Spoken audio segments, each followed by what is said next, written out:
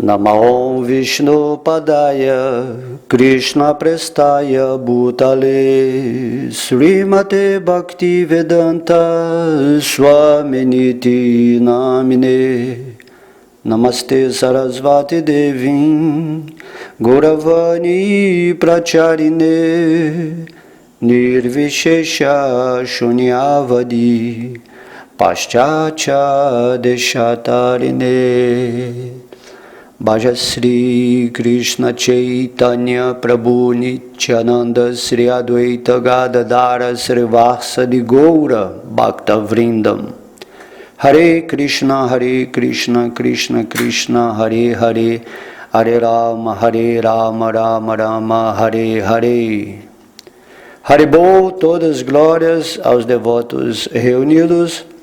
Hoje falaremos o capítulo 14 do canto 11 do Srimad Bhagavatam, intitulado O Senhor Krishna explica a Sri Uddhava o sistema de yoga. Então, neste capítulo, Krishna explica que o serviço devocional ao Senhor Supremo é o método mais excelente de prática espiritual. Ele também esclarece o processo de meditação. Sri Uddhava queria saber qual processo de avanço espiritual é o melhor. Desejava ouvir também acerca da sobreexcelência do serviço devocional livre de motivos ulteriores. A Suprema Personalidade de Deus respondeu-lhe que o processo original de religião revelado nos Vedas se havia perdido durante o período da aniquilação. No início da nova criação, portanto, o Senhor Supremo tornou a falá-lo a Brahma. Brahma repetiu a Manu, Manu falou aos sábios encabeçados por Bhrigu Muni, e esses sábios, por sua vez, ensinaram esta religião eterna aos semideuses e demônios. Em virtude da multiplicidade de desejos das entidades vivas, este sistema religioso foi explicado com minúcias de diferentes maneiras. Desse modo, surgiram diferentes filosofias, incluindo várias doutrinas ateístas, porque a entidade viva, perplexa devido à ilusão, é incapaz de distinguir seu benefício eterno. Ela erroneamente identifica votos comuns de penitência, austeridade e etc., como sendo o ápice da prática espiritual. Mas o único meio verdadeiro para obter felicidade é meditar em oferecer tudo ao Senhor Supremo.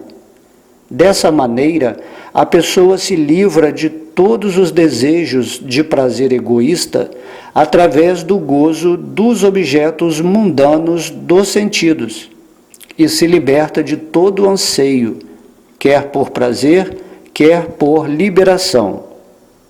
O Senhor então passou a descrever o processo superior do serviço devocional que destrói incontáveis reações pecaminosas e produz muitos sintomas de felicidade espiritual, tais como o arrepiar dos pelos do corpo.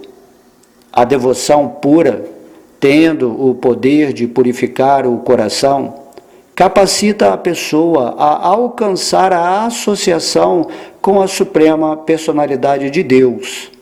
E porque o devoto é muito querido ao Senhor e está sempre próximo a Ele, torna-se, por sua vez, capaz de purificar o universo inteiro. Em virtude desta inabalável devoção ao Senhor, o devoto não pode jamais ser desviado por completo pelos objetos do gozo dos sentidos, mesmo que, a princípio, não seja capaz de controlar os sentidos. Quem deseja atingir a perfeição da vida é aconselhado a abandonar todos os processos materiais de elevação, bem como a associação com mulheres. Ele deve, então, imergir sua mente a todo o momento em pensamentos sobre o Senhor Krishna. Por fim, o Senhor instruiu Sri Uddhava sobre o verdadeiro objeto de meditação. Então, terminamos aqui o resumo e vamos começar agora pelo verso 1. Sri Uddhava disse: Meu querido Krishna, os sábios eruditos que explicam a literatura védica recomendam vários processos para aperfeiçoar a própria vida. Considerando essas variedades de pontos de vista, meu Senhor, dize-me, por favor, se todos esses processos são de igual importância ou se um deles é supremo. Meu querido Senhor, explicaste claramente o processo de serviço devocional imaculado, mediante o qual um devoto remove de sua vida toda a associação material, capacitando-o a fixar sua mente em ti. Então, a Suprema Personalidade de Deus disse: pela influência do tempo, o som transcendental do conhecimento védico perdeu-se no momento da aniquilação. Portanto, quando aconteceu a criação subsequente, transmiti a Brahma o conhecimento védico, porque eu próprio sou os princípios religiosos enunciados nos Vedas.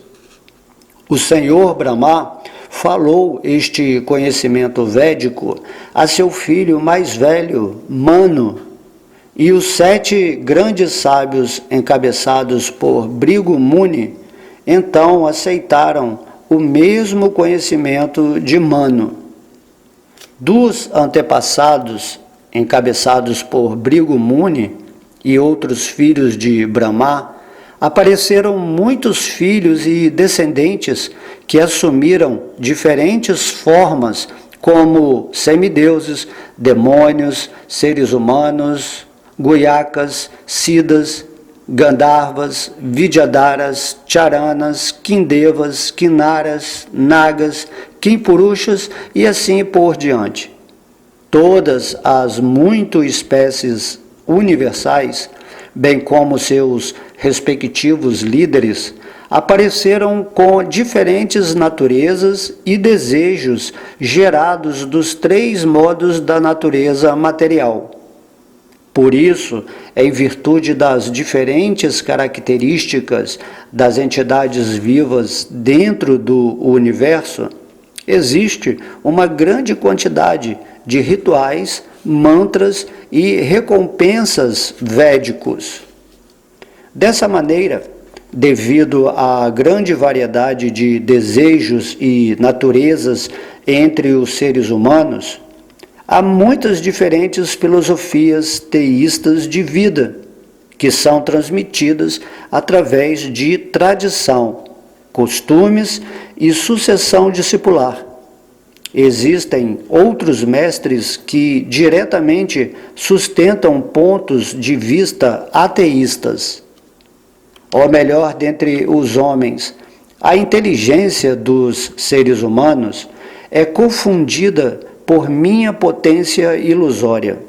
E desse modo, segundo suas próprias atividades e caprichos, eles falam de inúmeras maneiras sobre o que é de fato bom para as pessoas. Alguns dizem que as pessoas serão felizes caso executem atividades religiosas pias. Outros dizem que se alguém alcança a felicidade através de fama, gozo dos sentidos, veracidade, autocontrole, paz, interesse próprio, influência política, opulência, renúncia, consumo, sacrifício, penitência, caridade, votos, deveres regulados ou regulação disciplinar estrita. Cada processo tem seus proponentes. Todas as pessoas que acabei de mencionar obtêm frutos temporários de seu trabalho material. De fato, as situações deficientes e deploráveis que atingem trazem infelicidade futura e baseiam-se em ignorância. Mesmo enquanto gozam os frutos de seu trabalho, tais pessoas estão cheias de lamentação. Ó erudito Uddhava, quem fixa sua consciência em mim, abandonando todos os desejos materiais, partilha comigo uma felicidade que não pode ser experimentada por aqueles que se dedicam ao gozo dos sentidos. Aquele que não deseja nada neste mundo, que alcançou a paz mediante o controle dos sentidos, cuja consciência é igual em todas as condições e cuja mente obtém plena satisfação em mim, encontra apenas felicidade aonde quer que vá. Quem fixou a consciência em mim não deseja a posição ou morada do Senhor Brahma ou do Senhor Indra, nem um império na terra, nem soberania nos sistemas planetários inferiores, nem a perfeição óctupla da yoga, nem liberação dos nascimentos e mortes. Tal pessoa deseja apenas a mim. Meu querido Uddhava, nem mesmo o Senhor Brahma, o Senhor Shiva, o Senhor Sankarsana, Lakshmi, a deusa da fortuna, e nem meu próprio eu são tão queridos para mim como tu. Desejo purificar com a poeira dos pés de lótus de meus devotos os mundos materiais, que estão situados dentro de mim. Assim, sempre sigo os passos de meus devotos puros, que estão livres de todo desejo pessoal, que vivem absortos em pensar em meus passatempos, que são pacíficos, não têm nenhum sentimento de inimizade e mostram a mesma disposição em toda parte. Aqueles que não têm nenhum desejo de prazer pessoal, cujas mentes estão sempre apegadas a mim, que são pacíficos, livres de falso ego e misericordiosos para com todas as entidades vivas, e cuja consciência nunca é afetada por oportunidades de gozo dos sentidos, tais pessoas desfrutam em mim de uma felicidade que não pode ser conhecida nem alcançada por aqueles que carecem de tal desapego do mundo material.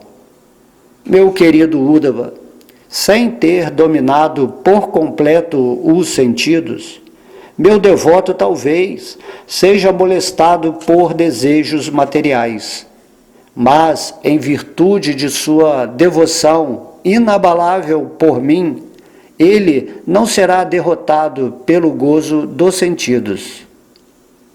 Meu querido Uddhava, assim como o fogo ardente converte lenha em cinzas, da mesma forma, a devoção a mim reduz completamente a cinzas os pecados cometidos por meus devotos.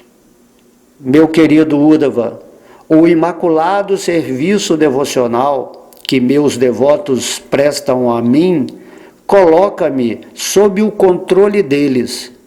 Não posso ser controlado dessa forma, nem por quem se ocupa em yoga mística, filosofia sânkhya, trabalho piedoso, estudo védico, austeridade ou renúncia.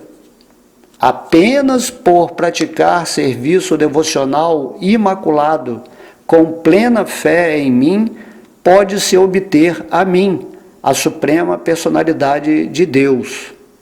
Sou naturalmente querido por meus devotos, que me aceitam como a única meta de seu serviço amoroso. Dedicando-se a tal serviço devocional puro, até os comedores de cães podem se purificar da contaminação de seu nascimento inferior.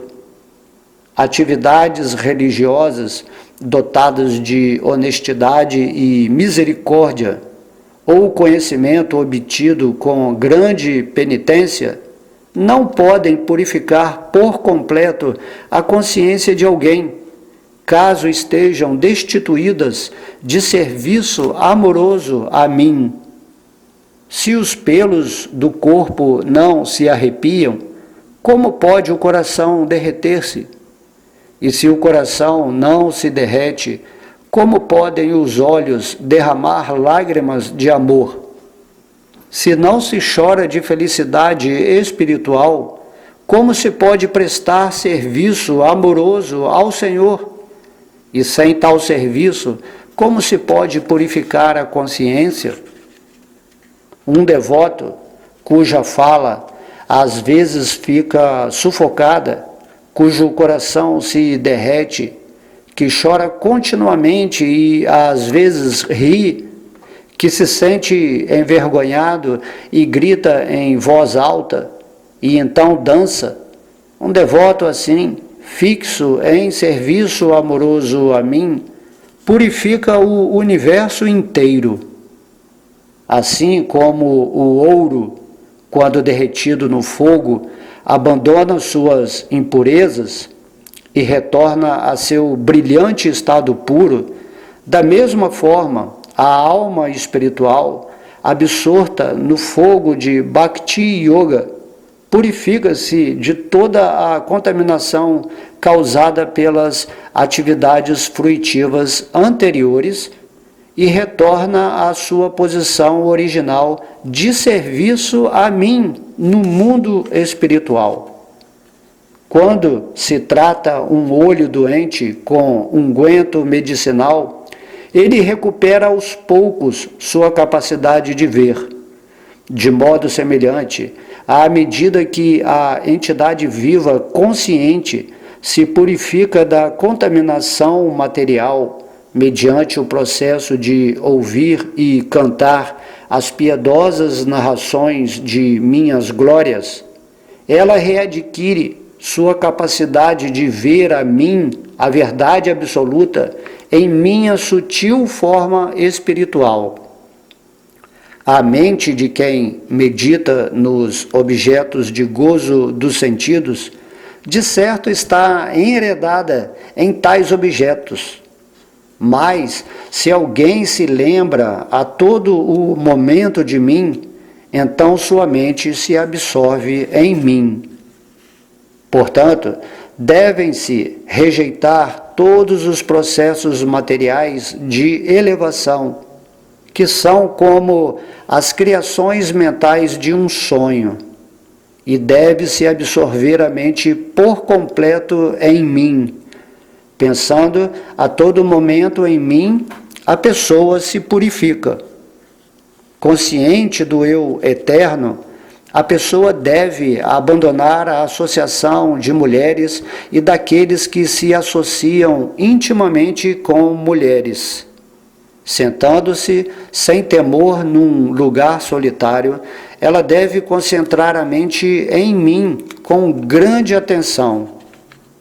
De todos os tipos de sofrimento e cativeiro que surgem de vários apegos, nenhum é maior do que o sofrimento e cativeiro que surgem do apego a mulheres e do contato íntimo com os que são apegados a mulheres. Então, Sri Uddhava disse: meu querido Krishna de olhos de lótus, qual é o processo pelo qual aquele que deseja liberação deve meditar em ti. De que natureza específica deve ser sua meditação e em que forma deve meditar? Faze a gentileza de me explicar este tópico referente à meditação. A Suprema Personalidade de Deus disse: sentando-se num assento plano que não seja muito alto nem muito baixo, mantendo o corpo ereto, mas confortável, pondo as mãos no colo e focalizando os olhos na ponta do nariz, a pessoa deve purificar os caminhos da respiração mediante a prática dos exercícios mecânicos de Puraka, Kumbhaka e Rekaka. E então tem de inverter o procedimento, Rekaka, Kumbhaka e Puraka. Tendo controlado os sentidos totalmente, pode ela então praticar pranayama passo a passo. A partir do Muladhara Chakra, deve-se mover o ar vital continuamente para cima, como as fibras no caule do lótus, até alcançar o coração, onde a sílaba sagrada Om está situada como o som de um sino. Deve-se então continuar erguendo a sílaba sagrada para cima até a distância de 12 angulas. E lá deve-se unir o Omkara às 15 vibrações produzidas com a Nuswara. Estando fixo no Omkara, deve-se praticar cuidadosamente o sistema de pranayama 10 vezes a cada nascer do sol, meio-dia e pôr do sol. Desse modo, depois de um mês, ter-se-á conquistado o ar vital. Mantendo os olhos semicerrados e fixos na ponta do nariz, estando animado e alerta, deve-se meditar na flor de lótus, situada dentro do coração. Este lótus tem 8 pétalas e está situado num certo caule de lótus. Deve-se meditar no sol, na lua e no fogo, colocando-os um após outro dentro do vertícilo dessa flor de lótus. Colocando minha forma transcendental dentro do fogo, deve-se meditar nela como a meta auspiciosa de toda a meditação. Essa forma tem proporções perfeitas, é gentil e alegre. Possui 4 belos longos braços, um pescoço belo e encantador, uma testa formosa, um sorriso puro e reluzentes brincos em forma de tubarão, pendentes em 2 orelhas idênticas. Essa forma espiritual é da cor de uma nuvem escura e veste-se de seda amarelo-dourada.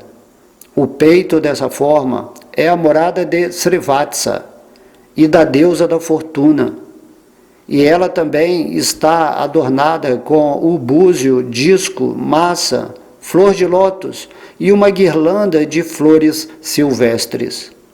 Os 2 brilhantes pés de lótus são enfeitados com sinos de tornozelo e braceletes. E essa forma exibe a joia caustuba e uma coroa refulgente. O alto dos quadris são embelezados por um cinturão de ouro e os braços estão ornados com valiosos braceletes. Todos os membros dessa bela forma cativam o coração e o rosto é embelezado por um olhar misericordioso, arrancando os sentidos dos objetos dos sentidos.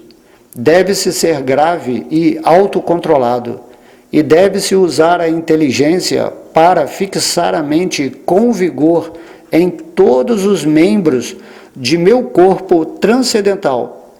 Dessa maneira, deve-se meditar sobre esta minha delicadíssima forma transcendental.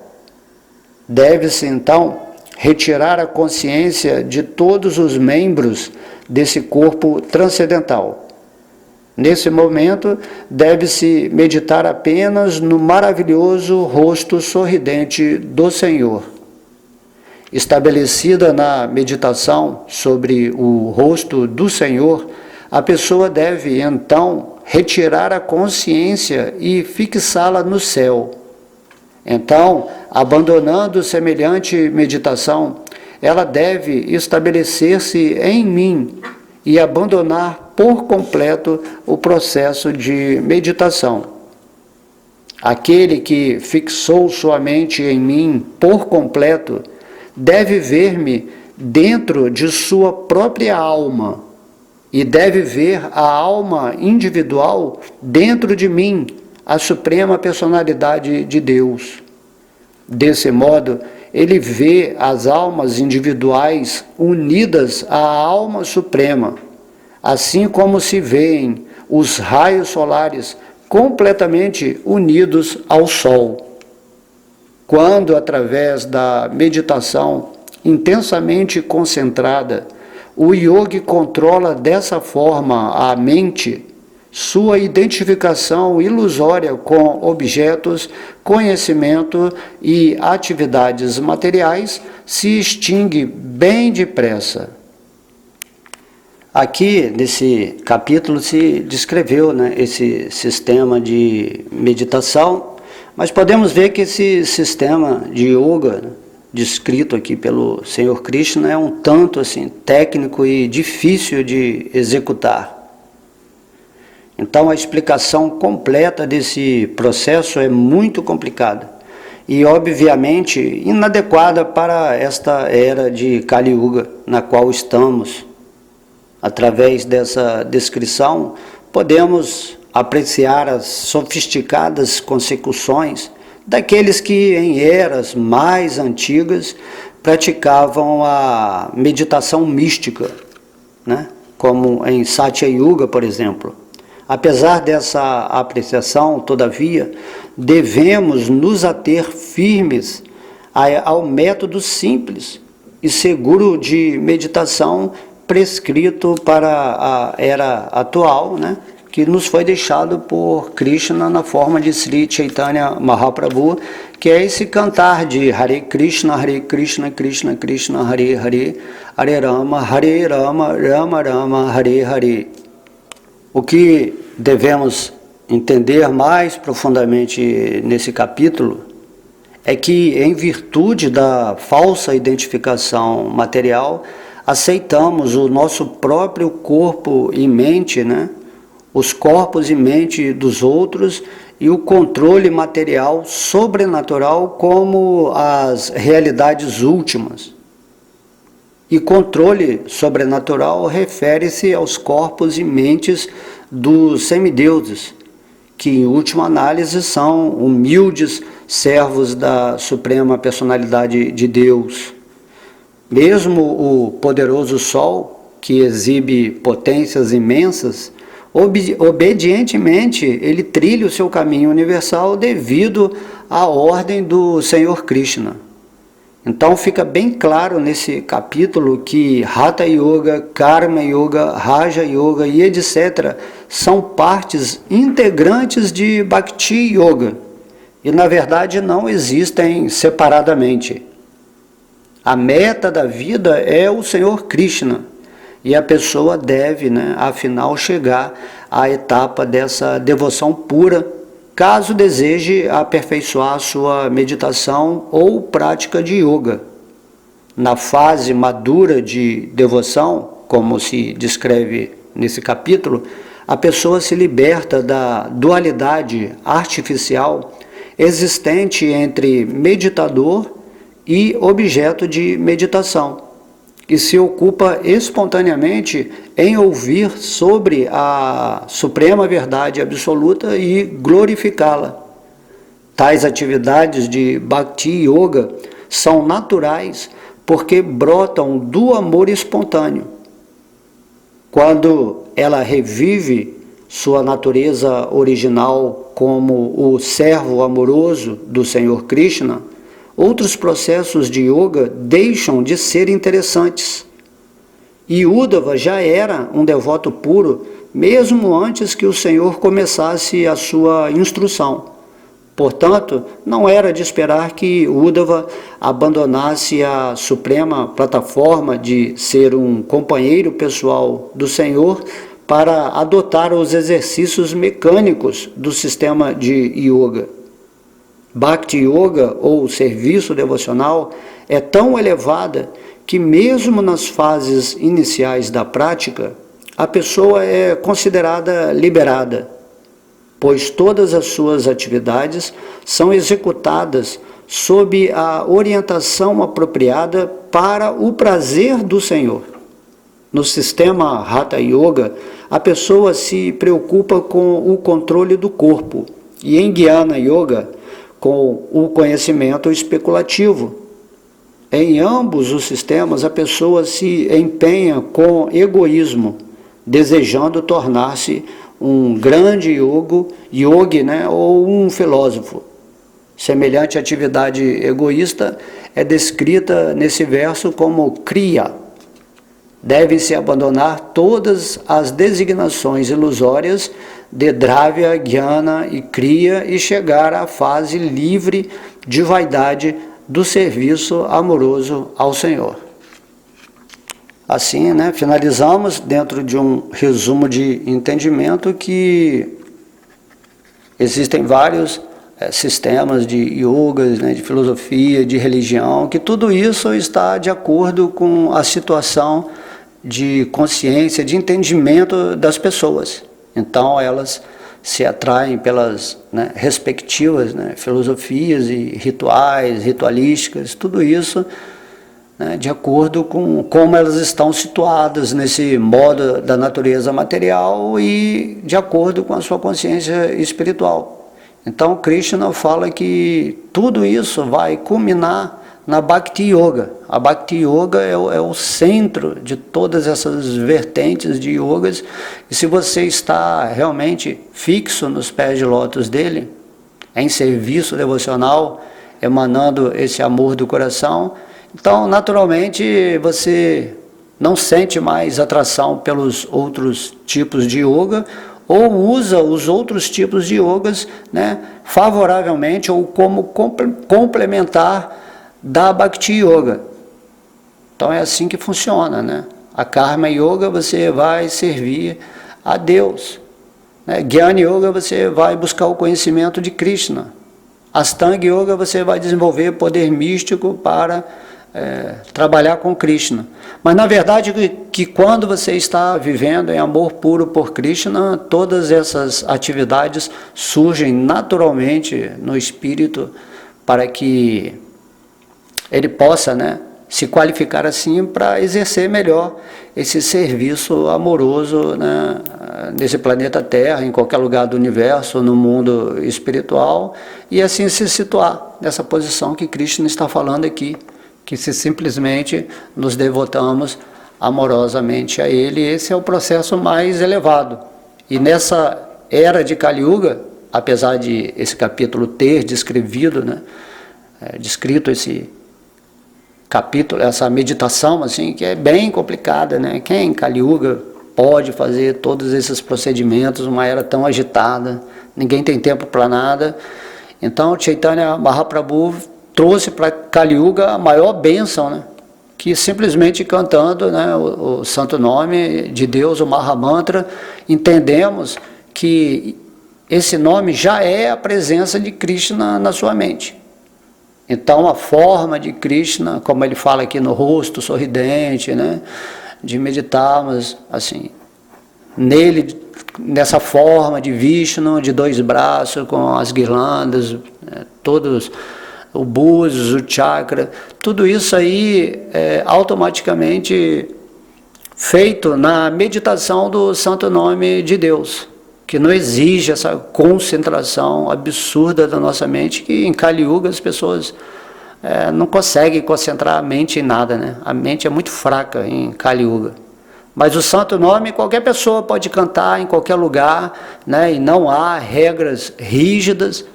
Então tudo é muito facilitado em Kali Yuga pela misericórdia de Krishna, que veio, né, através de Chaitanya Mahaprabhu, e também devemos estudar os passatempos do Senhor Krishna. É dessa forma que a nossa mente nessa era atual vai se purificar e vamos atingir o destino pretendido por Deus para cada um de nós. E daí nós passamos a ter essa visão transcendental de ver todo mundo em Deus e Deus em todo mundo, e nesse sentido unificado de consciência atingimos, né, o espírito e a conexão perfeita com o divino. É dessa forma que o Senhor Krishna, né, como é o título desse capítulo, ele explica o sistema de yoga e qual é o processo mais elevado. Qual a yoga mais elevada é você unir a Krishna em amor, pensando sempre nele, né? Que é o que o Bhagavad Gita assim, conclui essencialmente. Então vamos fazer isso, né? Já que temos esse conhecimento, né, que é falado pela própria autoridade de Deus aqui, né, no Bhagavata, vamos seguir isso e receber os resultados. Quanto mais você absorver a sua mente em Krishna e no santo nome de Krishna e nos seus passatempos, você vai atingir a vitória da prática espiritual nesse mundo material através da sua forma humana. Ok? Então espero que vocês tenham apreciado essa aula. Toda luz, né, para vocês. Muitas bênçãos no coração de todos que estão prosseguindo aqui nos estudos, aula após aula, com determinação, com devoção, e que o Senhor Krishna possa realmente, né, dar a vocês a realização da busca, né, do divino, enquanto encarnados aqui nesse mundo, né, ilusório da natureza material. Então todas as glórias são a Sri Sri Radha Krishna, a Gaura Nitai, ao santo nome, a Srila Prabhupada, a todos os devotos reunidos. Haribol.